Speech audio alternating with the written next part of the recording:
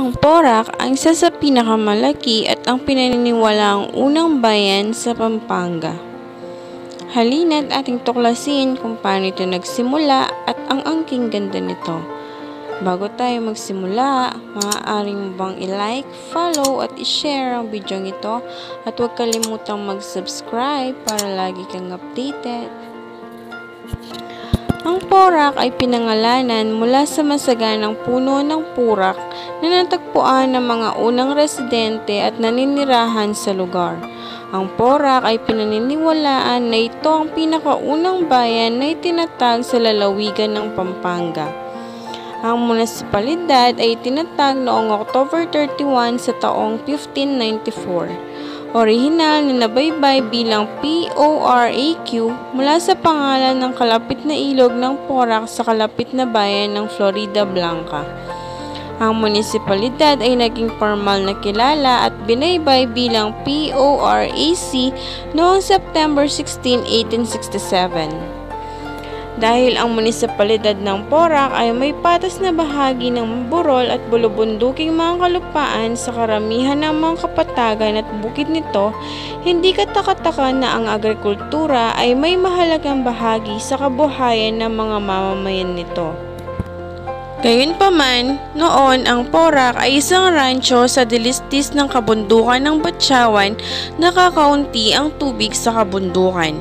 Napilitan ang mga residente na lumipat sa mas mababang lupain malapit sa Porac River upang mapanatili ang kanilang pangangailangan ng tubig.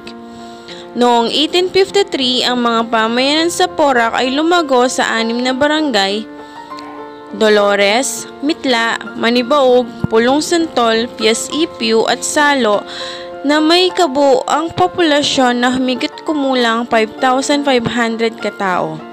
Noong unang bahagi ng ika-19 na siglo, ang Porac ay naging medyo matatag na bayan na may maunlad na sektor ng agrikultura.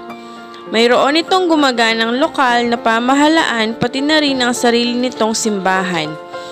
Upang protektahan ng komunidad mula sa anumang mga pag-atake na isinaayos ng mga baluga, isang Guardia Civil Detachment ang nakatalaga sa munisipyo.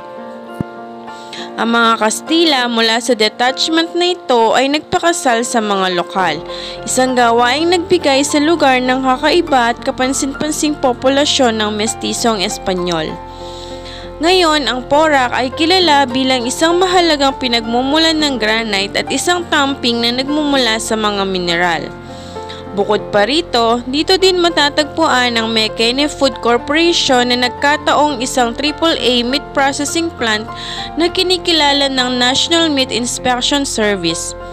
Dahil ito ay inuri bilang isang AAA na serbisyo ng inspeksyon ng karne, ang korporasyon ay kwalipikado at lisensyado na ibenta ang mga produkto nito sa parehong lokal at international na merkado.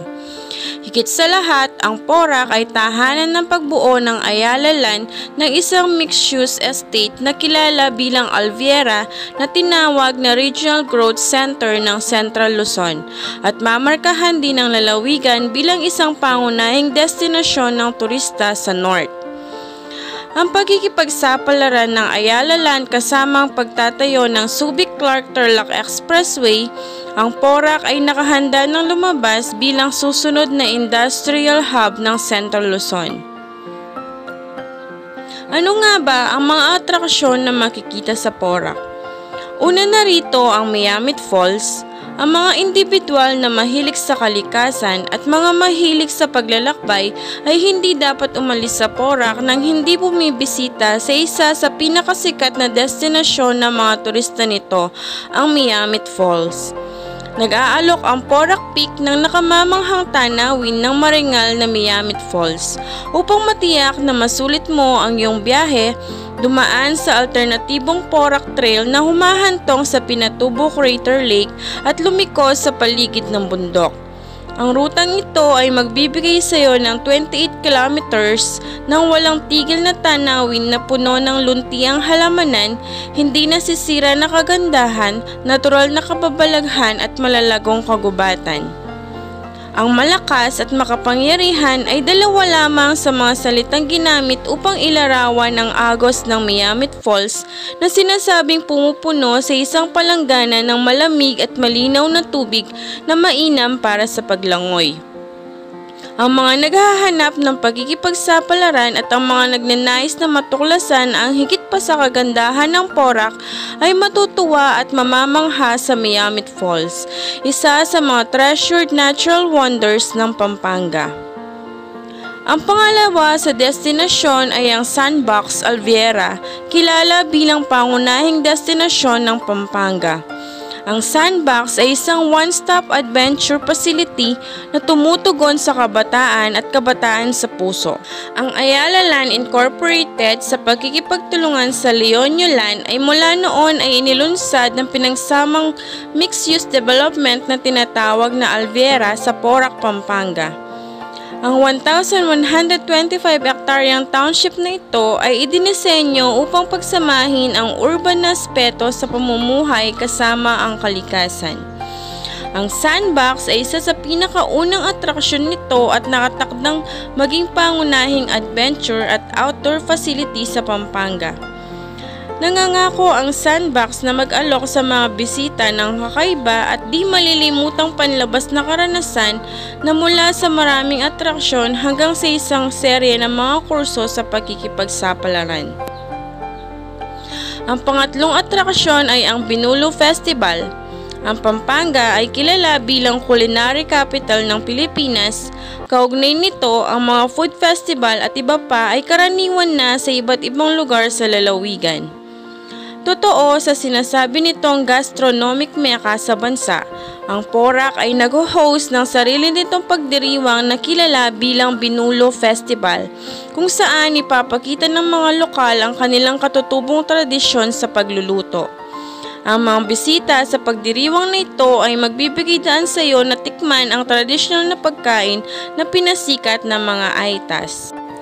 Ang pang-apat ay ang Santa Catalina de Alejandria Church. Ang mga individual na mahilig sa mga makasaysayang lugar at lumang simbahan ay dapat talagang bumisita sa Santa Catalina de Alejandria Parish na itinalaga rin bilang simbahan ng Porac. Matatagpuan sa Barangay Poblasyon ang ika-19 na siglong Baroque na simbahang ito at kasalukuyang nasa ilalim ng eklesiastikal na lalawigan ng Roman Catholic Archdiocese ng San Fernando. Ang istruktura ay nakatayo pa rin ng marilag sa kabila ng dating arkitektura nito na may matayag na silweta na nakapagpapaalaala sa isang matibay ngunit sinaunang tagapag-alaga o pinuno sa gitna ng Porac, Pampanga na sinusuri ang mga nasasakupan nito. Panglima, ang Dara Bulbul Falls o mas kilala sa tawag na Dara Falls ay matatagpuan sa maburol na barangay Along, Porac. Ito ay pinangalanan dahil sa gargling na tunog na nilikha ng malakas na daloy ng tubig na nagmumula sa mga bundok. Kadalasan inihahalin tulad sa Pagsanghan Falls ng Laguna. Ang Dara Falls ay paboritong destinasyon ng mga lokal sa mga buwan ng tag-araw. Mapupuntahan ng talon pagkatapos ng 15 minutong paglalakbay mula sa tulay ng Porac. Patuloy na dinedevelop ang Porac sa pamumuno ng re-elected Mayor Jing Capil na may team na Bayong Porac. Ang dating paradahan lang ng jeep na malapit sa tulay ng Porac, ngayon ay ginawa niyang Porac Baywalk. Naglagay ng mga bagong atraksyon tulad ng Incredible Hulk, Gorilla at ang sikat na robot bilang parte ng programang pagpapaganda ng ating mga pampublikong lugar. Matatandaan na pinahaba pa ang naturang park upang lalong magamit ng mas maraming Poracenyo at nilagyan din ng libreng wifi. Ang lugar na ito ay madalas nilalagyan ng mga disenyo bilang paggunita sa mga importanteng okasyon. Ginawa din ang mini park na matatagpuan sa Manibaog, isa din itong magandang atraksyon na kung saan marami kang makikita na iba't ibang malalaking dinosaur. At sa kasalukuyan ay dinedevelop ang Barangay Inararo para isa ito sa magiging tourist destination dito sa Porac at nang may pamalas ang angking ganda nito.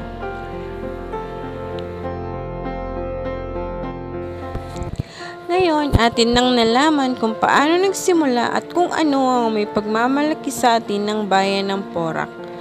Sana isa na ito sa iyong itinerary. Maaari ko bang malaman kung ano ang iyong reaksyon?